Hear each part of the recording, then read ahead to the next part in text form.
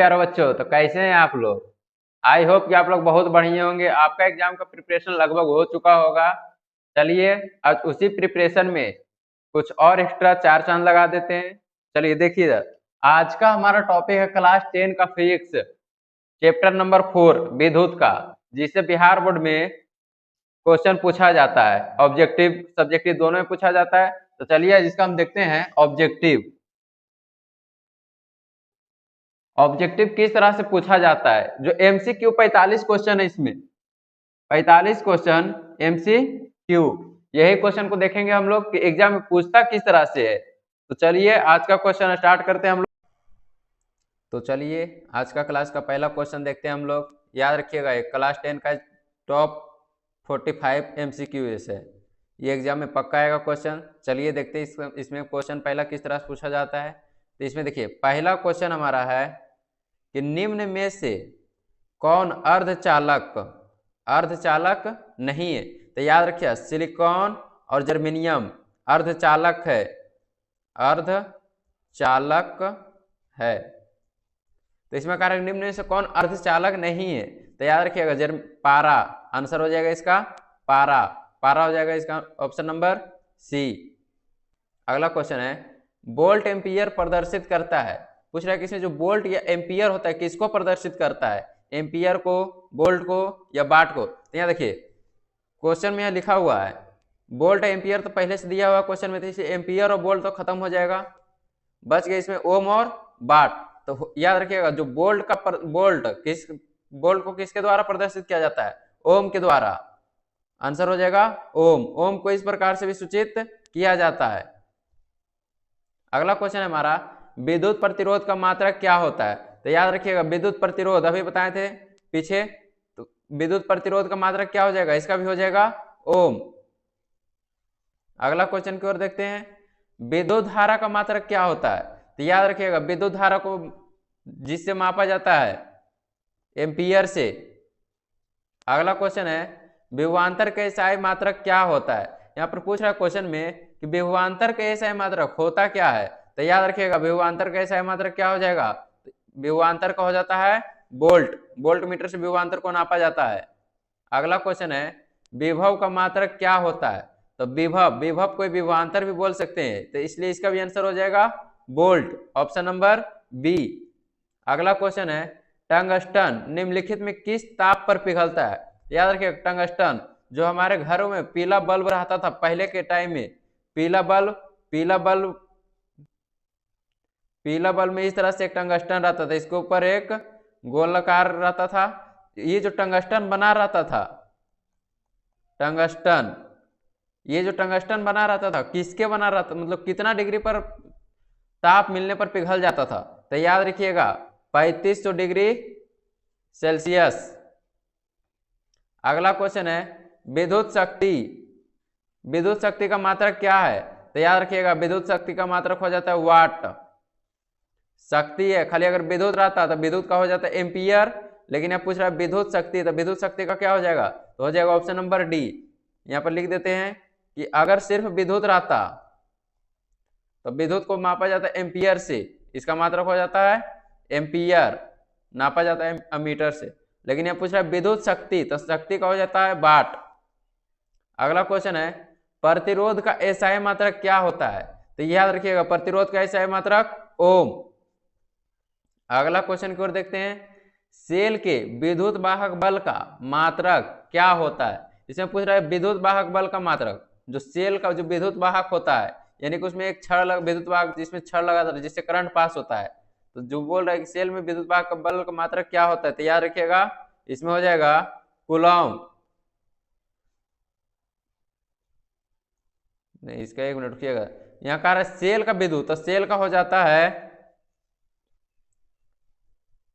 विद्युत है, तो विद्युत का हो जाएगा वोल्ट, ऑप्शन नंबर बी। अगला क्वेश्चन आवेश का एसआई मात्रक क्या होता है। तो आवेश का एसआई मात्रक कूलम। अगला क्वेश्चन जब किसी चालक तार से विद्युत धारा प्रवाहित होती है तो गतिशील कण कैसे हो जाते हैं, परमाणु में बदल जाते हैं, आयन में बदल जाते हैं, प्रोटॉन में बदल जाते हैं या फिर इलेक्ट्रॉन में बदल जाते हैं। तो याद रखिएगा कि जब भी चालक में तार प्रवाहित होता है तो उसमें परमाणु में कभी नहीं बदलता, आयन में भी नहीं बदलता और प्रोटॉन में भी नहीं बदलता है, तो इसका आंसर हो जाएगा डी, ऑप्शन नंबर डी। अगला क्वेश्चन है हमारा कि निम्नलिखित में कौन विद्युत का सुचालक है? तो याद रखिएगा सल्फर विद्युत का सुचालक नहीं होता है, प्लास्टिक में करंट पास नहीं होता है, आयोडीन में भी करंट पास नहीं होता है, लेकिन ग्रेफाइट में करंट पास होता है। ग्रेफाइट आप लोग देखे होंगे, जो घर में आप लोग लिखते हैं पेंसिल से, पेंसिल का जो नीब रहता है वो बना होता है किससे? तो याद रखिएगा पेंसिल का जो नीब बना होता है ग्रेफाइट से बना होता है। ग्रेफाइट कोयला का अवरोप है, कार्बन भी बोल सकते हैं उसको। विभवांतर का एसआई मात्रक क्या होता है? ये क्वेश्चन अभी बताए थे। विभवांतर का एसआई मात्रक क्या हो जाता है? वोल्ट। अगला क्वेश्चन देखते हैं, विद्युत बल्ब का तंतु किस धातु का बना होता है? अभी बताए थे हम पिछला क्वेश्चन में कि जो टंगस्टन होता है विद्युत बल्ब में क्या पाया जाता है? टंगस्टन। जो पहले के बल्ब में रहता है, एलईडी नहीं, पहले के घर में देखते होंगे पीला बल्ब रहता होगा, पीला बल्ब जिसके बीच में इस तरह से एक जाली नुमा रहता था, ऊपर से एक शीशा का कांच रहता था। अगर ये जल जाता था ये वाला, तो फिर क्या हो जाता? बल्ब फ्यूज हो जाता था। तो याद रखिएगा टंगस्टन का बना होता था। अगला क्वेश्चन, बैटरी से किस प्रकार की धारा या की हो जाएगा कि धारा प्राप्त होती है? तो AC aren't current, DC direct current, AC और डीसी दोनों। तो एसी और डीसी का भी दोनों एक साथ नहीं हो सकता है, इनमें से कोई नहीं। एसी होता है जो विद्युत होता है, जो कि करंट पास होता है। तो जो बैटरी से पूछ रहा है, तो बैटरी से हो जाएगा डीसी डायरेक्ट करंट। अमीटर को विद्युत परिपथ में कैसा जोड़ा जाता है? तो याद रखिएगा अमीटर को विद्युत परिपथ में कैसा जोड़ा जाता है? श्रेणी क्रम, समानांतर क्रम, ए और बी। तो याद रखिए जब भी जोड़ा जाएगा तो ए और बी, समानांतर और श्रेणी दोनों एक साथ नहीं जोड़ा जाता है। जब भी जोड़ा जाएगा तो या तो श्रेणी में या फिर समानांतर क्रम में। तो यहाँ कह रहा है कि अमीटर को विद्युत परिपथ में, तो अमीटर हो जाएगा श्रेणी क्रम।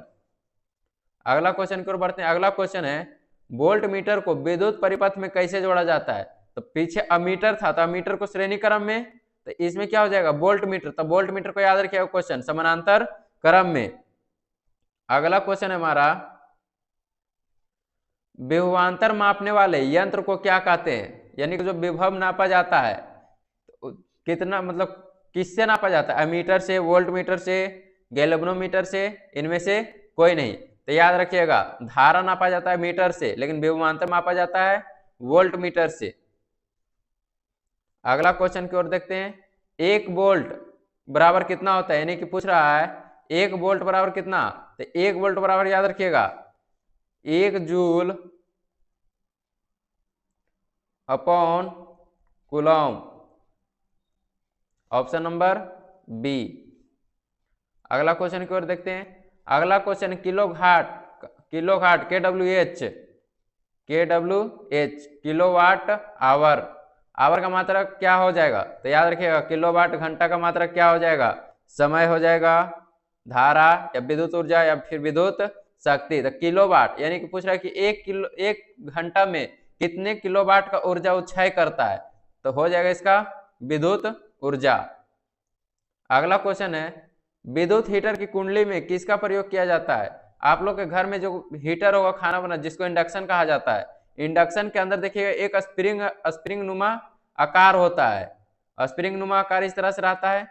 जो स्प्रिंग ये रहता है किस चीज का बना होता है? तो याद रखिएगा जो हीटर में होता है नाइक्रोम से बना होता है। अगला क्वेश्चन है, विद्युत चुंबक बनाए जाते हैं, जो विद्युत चुंबक होता है वो किस प्रकार से बनाया जाता है? तो लोहे को नर्म करके बनाया जाता है। अगला क्वेश्चन की ओर देखते हैं। अगला क्वेश्चन है, 1 HP यानी कि 1 हॉर्स पावर कितना बराबर होता है? तो 1 हॉर्स पावर आप लोग के घर में जो मोटर लगा होता है, पानी वाला मोटर, वो याद रखिएगा वाट में रहता है। कितना वाट का? 1 वाट, 2 वाट, 3 वाट, 4 वाट या 5 वाट। तो याद रखिएगा 1 वाट बराबर हो जाता है 746 वाट। मान लीजिए आपके घर में 5 वाट का लगा, 5 HP का लगा हुआ है मोटर, तो गुना कर लीजिएगा, मल्टीप्लाई कर लीजिएगा 746 गुने 5, तो पता चल जाएगा कितना वाट का है, कितना अश्व शक्ति का। अगला क्वेश्चन, स्थिर वैद्युत में आवेश कैसी रहती है? विरामावस्था में रहती है, गति की अवस्था में रहती है, दोनों अवस्था। याद रखिएगा स्थिर वैद्युत आवेश कभी एक आवेश में मतलब दोनों आवेश में नहीं रह सकता है, या तो रहेगा विरामावस्था में या फिर गति अवस्था में। तो याद रखिए स्थिर वैद्युत, स्थिर मतलब जो चल रहा है, स्थिर स्थिर वैद्युत में आवेश कैसा होता है, तो स्थिर वैद्युत में विरामावस्था, गति अवस्था, या तो इसमें हो जाएगा स्थिर वैद्युत, स्थिर मतलब जो चल रहा है, चल नहीं रुका हुआ है, स्थिर वैद्युत। यहाँ पे देखिए क्वेश्चन कह रहा है हमारा स्थिर वैद्युत, तो स्थिर मतलब होता है रुकना, तो जब रुक जाता है तो उसको क्या बोल सकते हैं, विरामा अवस्था, ऑप्शन नंबर ए। अगला क्वेश्चन देखिए, ऊर्जा का सही मात्रक क्या होता है, ये तो आप लोग को सबको पता ही होगा, तो याद रखिएगा ऊर्जा का सही मात्रक जूल होता है। अगला क्वेश्चन की ओर बढ़ते हैं, 1 किलोवाट का व्यवहारिक मात्रक क्या होता है, 1 किलोवाट घंटा भी बताए थे, kWh। पूछ रहे हैं कि 1 किलोवाट घंटा का व्यवहारिक मात्रक क्या होता है, किसमें मापा जाता है, वाट यूनिट, वाट घंटा, या जूल पर घंटा। तो याद रखिएगा जूल पर घंटा में हो जाएगा।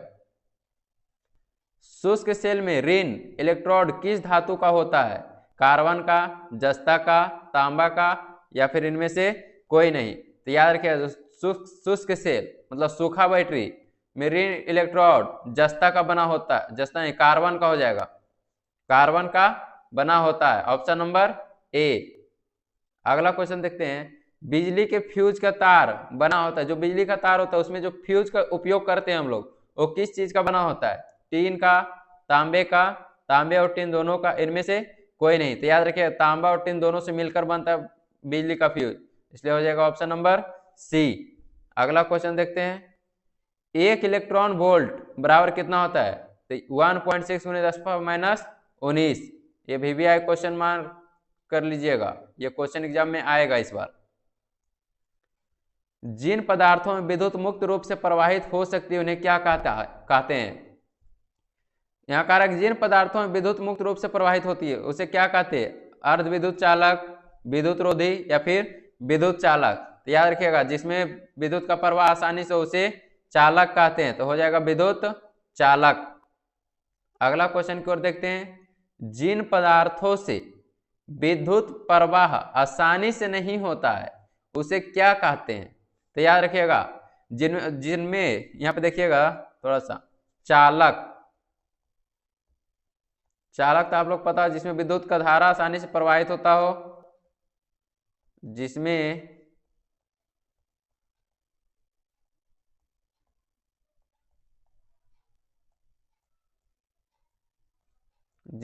विद्युत धारा का प्रवाह आसानी से हो, का प्रवाह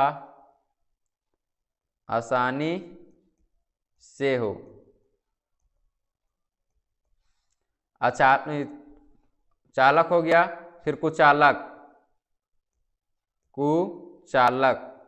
कुचालक जिसमें विद्युत धारा का प्रवाह आसानी से ना हो, जिसमें धारा का प्रवाह ना हो, धारा का प्रवाह ना हो उसे कुचालक कहते हैं। तो यहाँ पे क्वेश्चन हमारा है कि जिन पदार्थों से विद्युत प्रवाह आसानी से नहीं होता है, तो याद रखिएगा जिनमें विद्युत का प्रवाह नहीं होता वो कैसा हो जाता है, कुचालक। कुचालक यानी कि विद्युत रोधी। अगला क्वेश्चन की ओर बढ़ते हैं। अगला क्वेश्चन है हमारा, विद्युत धारा के तापीय प्रभाव का उपयोग किसमें नहीं होता है। तो इसमें पूछ रहा है कि विद्युत का धारा का तापीय प्रभाव यानी कि जब विद्युत से कोई वस्तु को जोड़ा जाता है तो कौन सा, ये जो ऑप्शन है इनमें कौन सा ऐसा ऑप्शन है जो कि गर्म नहीं होता है। तो याद रखिएगा विद्युत हीटर गर्म हो जाता है, विद्युत इस्त्री ये भी जिसको आयरन हो गया, इंडक्शन जिसको बोल सकते हैं इंडक्शन, विद्युत बल्ब जो ये भी गर्म हो जाता है, लेकिन विद्युत पंखा है जो गर्म नहीं होता, इसलिए ऑप्शन हो जाएगा इसका डी, ऑप्शन नंबर डी। अगला क्वेश्चन की ओर देखते हैं। अगला क्वेश्चन है, यदि चांदी के तार का ताप बढ़ाया जाए तो उसका प्रतिरोध क्या हो जाएगा। याद रखिएगा चांदी विद्युत का अच्छा सुचालक होता है, चांदी विद्युत का एक अच्छा सुचालक होता है। जब इसमें ताप बढ़ाया जाएगा तो क्या होगा, इसका ताप बढ़ेगा, प्रतिरोध भी इसका बढ़ेगा। अगला क्वेश्चन की ओर देखते हैं। अगला क्वेश्चन है विजातीय आवेशों के बीच किस प्रकार का बल लगता है। विजातीय यानी कि मान लीजिए इसमें विजातीय एक ही जाति के अलग अलग जाति का दो आवेश दिया जाता है, एक दिया जाता है माइनस, एक दिया जाता है प्लस, तो इसमें क्या होगा, आकर्षण आकर्षण बल या प्रतिकर्षण बल या फिर गुरुत्व बल। तो याद रखिएगा विजातीय आवेश में क्या हो जाएगा, आकर्षण बल। अगला क्वेश्चन की ओर देखते हैं। एक वाट कितने जूल के बराबर होता है। इसमें पूछ रहा क्वेश्चन कि एक वाट बराबर कितना जूल होता है। तो याद रखिएगा 3600 जूल। अगला क्वेश्चन, ओम का नियम से अचर राशि क्या है। ओम के नियम में अचर राशि क्या है। तो ओम में प्रतिरोध, ताप या धारा। तो इसमें याद रखिएगा ताप हो जाएगा। अगला क्वेश्चन, हमारे घरों में जो विद्युत आपूर्ति की जाती है वो कितने वोल्ट की होती है। तो याद रखिए हमारे घर में जो होता है, मतलब जो लाइन आता है, करंट जिसको बोलते हैं, हमारे घर विद्युत आपूर्ति की जाती है 220 वोल्ट पर प्रतिवर्ती धारा। याद रखिए अब एसी ये हो गया और डिस्ट धारा हो गया डीसी। ऑप्शन इसका हो जाएगा सी। अगला क्वेश्चन, विद्युत परिपथ की शक्ति कैसी होती है। यानी कि इसमें पूछ रहा है कि विद्युत परिपथ में शक्ति कैसी होती है। V1 VI V स्क्वायर, यहाँ पे देखिए V स्क्वायर R है, V बाई आर और V स्क्वायर बाई R। तो इसका आंसर हो जाएगा हमारा, पूछ रहा विद्युत परिपथ, तो विद्युत परिपथ में हो जाता है VR। आंसर हो जाएगा हमारा डी। अगला क्वेश्चन की ओर देखते हैं। विद्युत परिपथ की शक्ति, क्वेश्चन शायद रिपीट हो चुका है, क्वेश्चन ये बता चुके हैं अभी, आंसर हो जाएगा डी। अगला क्वेश्चन देखते हैं।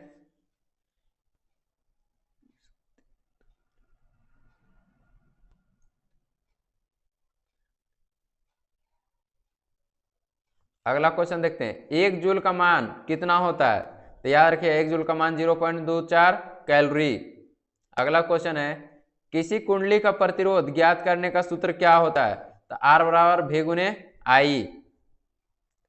अगला क्वेश्चन, किसी चालक का प्रतिरोध निर्भर करता है, तो किस पे निर्भर करता है। तो याद रखिए किसी चालक का प्रतिरोध निर्भर करेगा चालक की लंबाई पर, चालक के अनुप्रस्थ काट के क्षेत्रफल पर, चालक की प्रकृति पर, उपयुक्त सभी पर। तो याद रखिए चालक की लंबाई पर भी निर्भर करता है, चालक के अनुप्रस्थ काट पर के क्षेत्रफल पर भी निर्भर करता है और चालक की प्रकृति पर भी निर्भर करता है। तो हो जाएगा इसमें answer D, option number D. अगला क्वेश्चन की ओर देखते हैं। विद्युत प्रवाहित कर किसी धातु की वस्तु पर अन्य किसी वंचित धातु की परत निक्षेपित करने को पराक्रम को क्या कहते हैं। विद्युत लेपन, विद्युत अपघट्ट, ए तथा बी दोनों, इनमें से कोई नहीं। देखिए क्वेश्चन पहले ही समझिएगा, क्वेश्चन कह क्या रहा है। इसमें कह रहा है कि विद्युत प्रवाहित कर किसी धातु की वस्तु पर अन्य किसी वांछित धातु की परत निक्षेपित करना। मान लीजिए कोई वस्तु है, उस पर किसी प्रकार का परत चढ़ाना क्या कहलाता है। जैसे मान लीजिए कि होता है कि कोई पीतल का वस्तु है, उसमें सोना का लेप चढ़ा दिया जाता है, सोना का लेप। तो उस विधि को क्या कहते हैं, लेपन विधि कहते हैं। तो इसमें कह रहा है कि वांछित धातु की परत निक्षेपित करने, यानी कि किसी धातु पर परत चढ़ाना क्या हो जाएगा, विद्युत लेपन। आज भर के लिए इतना ही। अगर आपको वीडियो पसंद आए तो अपने दोस्तों के पास शेयर जरूर करें और सब्सक्राइब लाइक जरूर